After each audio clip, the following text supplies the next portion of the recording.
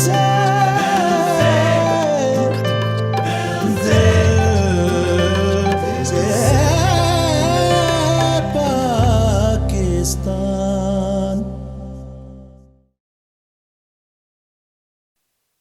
تعریفیں، تمام حمد و ثنا اس خالق اکبر کے لیے جو تمام جہانوں کا رب ہے، اور درود بر محمد و آل محمد۔ بغیر اس کے کہاں تھی میری شناخت ممکن، میرا ملک ہے میرے شجرہ نسب کی طرح۔ جناب صدر، تو کہ غلامی گردن کو جھکائے جاتا تھا، مظالم راہ کے کانٹے بن کر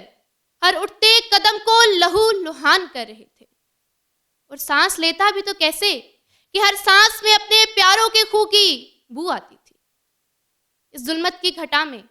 ایک شاعر کے خواب اور ایک قائد کی آواز نے امید کی کرن بن کر مسلمانان ہند کو ولولائے نو بخشا۔ جب آزادی کے جذبہ فراواں سے تمام مسلمانان ہند سرشار ہو گئے تو زندان کی دیواریں لرز گئیں، فرنگی استعمار سردار ریز ہو گیا اور غلامی کی زنجیریں موئے آتش کدا بن گئیں کہ جب اس سنگارۂ خاکی میں ہوتا ہے یقین پیدا، کہ جب اس سنگارۂ خاکی میں ہوتا ہے یقین پیدا تو کر لیتا ہے یہ بالو پر روح الامی پیدا۔ علی وقار، ہمارے آباء و اجداد نے موت کی آنکھوں میں آنکھیں ڈال کر آزادی کا چراغ اپنے لہو سے روشن کیا تھا۔ آج بھی ان کا وہ مقدس لہو ہمارے سینوں میں زندگی کی حرارت بن کر دوڑ رہا ہے۔ ان شہداء کے خون کا ایک ایک قطرہ ہم پر قرض ہے، اور شہدائے وطن یہ پیغام دیتے ہیں کہ یہ وطن تمہارا ہے، تم ہو پاسباں اس کے۔ جی ہاں جناب صدر،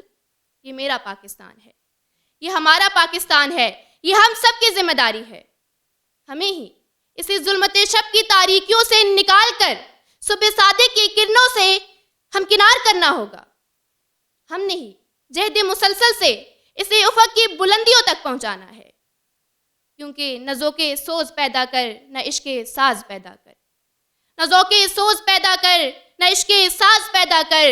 جو ہمت ہو تو پہلے قوت پرواز پیدا کر، نیا جذبہ نئی ہمت نیا انداز پیدا کر، جو زمانے بھر سے بیگانہ ہو وہ انداز پیدا کر، جو زمانے بھر سے بیگانہ ہو وہ انداز پیدا کر۔ سامعین گرامی، اگر تاریخ کے اوراق کو پلٹ کر دیکھا جائے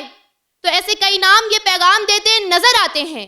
کہ میرا پاکستان میری ذمہ داری۔ یہ وہ شخصیات ہیں جنہوں نے اس وطن کے غم کو اپنا غم، اس کی خوشی کو اپنی خوشی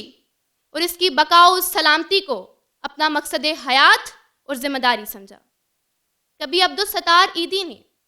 ایک ایمبولینس سروس سے اپنے سفر کا آغاز کیا اور پھر دنیا کی سب سے بڑی ایمبولینس سروس بنا کر خدمت خلق کر کے یہ ذمہ داری نبھائی، تو کبھی ایم عالم نے 1 منٹ میں دشمن کے 5 جہاز گرا کر عدو کو دنگ کر دیا اور دفاع وطن کی ذمہ داری نبھائی۔ کبھی یہ ذمہ داری سینوں پر بم باندھ کر نبھائی گئی تو کبھی سرےدار وطن سے محبت کا اظہار کر کے نبھائی گئی۔ صدر ذی وقار، دہشت گردوں کی بندوق کے آگے کھڑی بچوں کی حفاظت کرتی ہوئی طاہرہ قاضی آج بھی یہ پیغام دیتی ہے کہ میرا پاکستان میری ذمہ داری۔ آج بھی بے خطر بمبار سے ٹکرا کر ہزاروں جانیں بچانے والا اعتزاز حسن یہ پیغام دیتا ہے کہ میرا پاکستان میری ذمہ داری۔ مانا کہ دشمن بھی کم نہیں لیکن ہماری طرح سے ہتھیلی پہ جان تھوڑی ہے، سبھی کا خون ہے شامل یہاں کی مٹی میں، کسی کے باپ کا پاکستان تھوڑی ہے، کسی کے باپ کا پاکستان تھوڑی ہے۔ عزیزان من، اب ذمہ داری ہماری ہے، وطن کی سربلندی کی، وطن کی خوشحالی کی، وطن کے دفاع کی، وطن کی سلامتی کی۔ اب ہماری ذمہ داری ہے، اس پاک مٹی سے محبت کا تقاضا ہے کہ ہم ہر حالات میں اس سے نبردآزماں ہونے کے لیے ہر وقت تیار رہیں، کیونکہ حالات کے قدموں پہ کلندر نہیں گرتا، حالات کے قدموں پہ کلندر نہیں گرتا، ٹوٹے بھی جو تارا تو زمیں پر نہیں گرتا، گرتے ہیں سمندر میں بڑے شوق سے دریا، لیکن کسی دریا میں سمندر نہیں گرتا، لیکن کسی دریا میں سمندر نہیں گرتا۔ جناب صدر، یوم آزادی کے موقع پر ہمیں یہ نہیں بھولنا چاہیے کہ ہمارا وطن پاکستان آج گوناگوں مسائل سے دوچار ہے۔ اگر بات معیشت کی کی جائے تو پاکستانی معیشت آج بہت مسائل کا سامنا کر رہی ہے، اور معیشت کسی بھی ملک و قوم کی ترقی کا ایک اہم جز ہوتی ہے۔ تو بحیثیت پاکستانی ہمارا یہ فرض بنتا ہے کہ ہم اس کی ترقی کے لیے ہر ممکن کوشش کریں اور اپنی ذمہ داری نبھائیں، خواہ ٹیکس کی بروقت ادائیگی کی صورت میں ہو یا پھر برآمدات میں اضافے کی صورت میں ہو۔ آج یہ وطن عزیز اسی نوعیت کے کئی مسائل کا سامنا کر رہا ہے، لیکن جب ہر فرد اپنی ذمہ داری کو سمجھے گا اور اسے احسن طریقے سے نبھائے گا تو یقیناً پاکستان اقوام عالم میں ایک نمایاں مقام حاصل کرے گا، کیونکہ افراد کے ہاتھوں میں ہے اقوام کی تقدیر۔ افراد کے ہاتھوں میں ہے اقوام کی تقدیر، ہر فرد ہے ملت کے مقدر کا ستارہ، ہر فرد ہے ملت کے مقدر کا ستارہ۔ جناب صدر، یقیناً ابھی حالیہ بنیاد مرصوص آپریشن نے بھی ہمارے جذبہ حب الوطنی کو بہت تقویت بخشی ہے۔ جب ہمارے جانباز اپنے ہاتھوں سے اپنے وصیت ناموں پر دستخط کر رہے تھے تو ہر دل سے یہی صدا آ رہی تھی کہ ہم بھی آپ کے ساتھ جائیں گے، ہم بھی آپ کے ساتھ قدم سے قدم ملا کر یہ جنگ لڑیں گے۔ اور گھر گھر سے ملی نغموں کی صدائیں میرے وطن کی مٹی کی خوشبو کو فضا میں اور بکھیر رہی تھیں۔ یہ کامیابی اور دفاع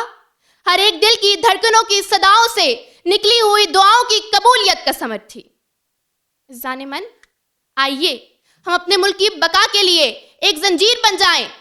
تاکہ دشمن اگر اس ملک کے خلاف میلی آنکھ سے دیکھنے کی جرت بھی کرے تو یہ قوم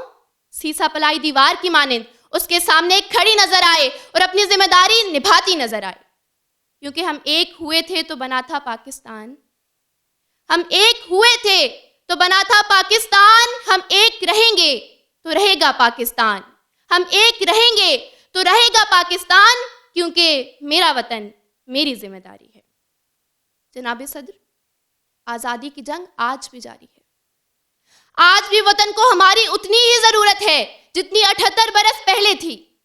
آج بھی وطن پکار رہا ہے، وطن صدا دے رہا ہے کہ اے سپاہی جناح، اے سپاہی جناح، دخترے برگ رنجو مہن بن کے تھن، ہر بدن میں اجل کی اگن گھول دے، لشکروں کا جگر چیر مستی میں آ، زلزلوں کی طرح گھن میں گھنن گھول دے،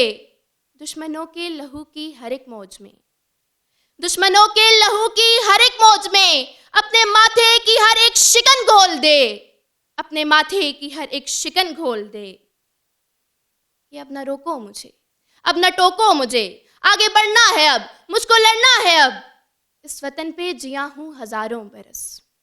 اس وطن پہ جیا ہوں ہزاروں برس، اس وطن پہ بالآخر مرنا ہے اب، اس وطن پہ بالآخر مرنا ہے اب، کیونکہ میرا پاکستان میری ذمہ داری۔ شکریہ۔